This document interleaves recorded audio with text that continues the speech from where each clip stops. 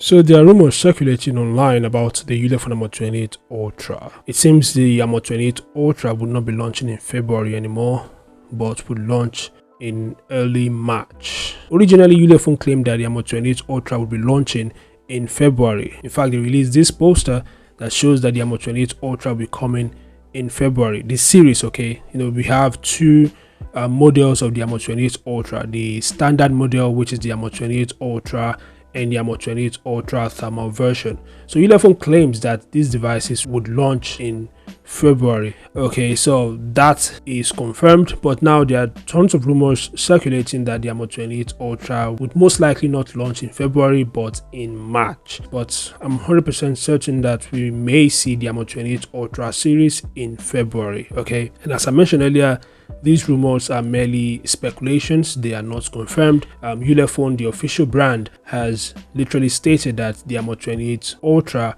would launch in February. Okay, anyway, if I get more details about the Armor 28 Ultra, I'll share with you guys, so make sure to subscribe and turn on notifications. Anyway, what do you guys think? Feel free to share your thoughts in the comment section below. Thanks for watching, and I'll see you guys in the next update.